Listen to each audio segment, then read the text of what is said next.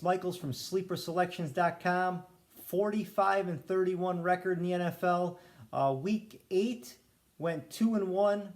The Rams lost for us. The Colts a big winner, and the Patriots covered for us and got that a win. So we're looking at Week 9. Guys, when you're making your bets, I know it's hard to do. There's games on TV. You want to bet them all. Try to focus on 3 or 4 games, and you'll be fine. You know, even if you go 0-4, big deal.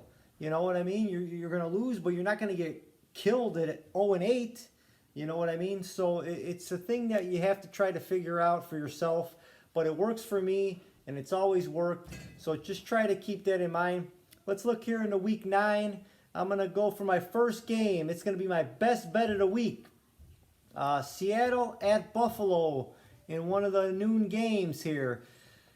You know, Buffalo is a team with a good record, but they're not as good as their record shows.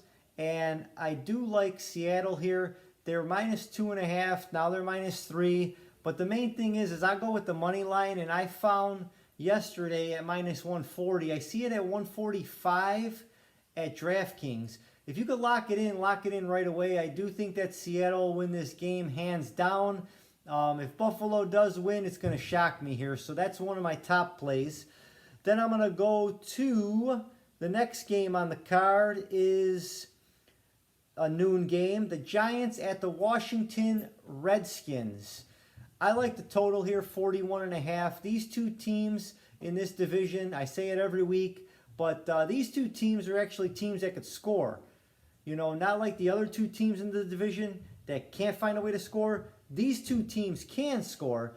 So I expect this to go way over 41.5. It's another solid play for me. So hopefully that'll get you to 2-0 and you can figure out what you want to do. But when you're playing these games, try to bet the same amount of money on each game, because you hate to bet, you know, let's say $100 on these two games and then $200 on the next game, and now all of a sudden you find yourself losing $20 because of the juice money.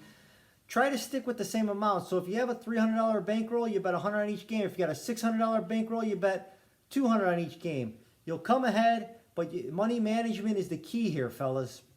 And the last game, we're going to go to Monday night. New England Patriots at the New York Jets. I got New England -7. Let's see what it is. I'm pulling it up here right now, and I got 7.5, 7.5, 7 at UWager. Okay, so far, I'm going to be looking at Caesars and UWager to put my bet in at -7. I do think New England is going to rebound here. I do think that the Jets are going to tank. I know that the coach doesn't want to tank, but he's in for another year no matter what they do. So they're going to tank this game.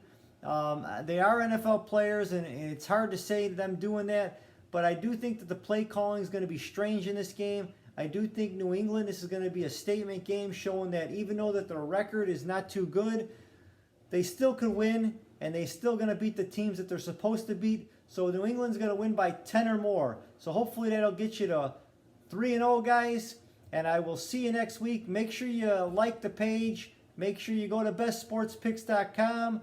Make sure you do all that stuff. And more importantly, go to sleeperselections.com and get your free week. Tell them Ace sent you. I'll see you guys next week. This is Anthony Ace Michaels signing out.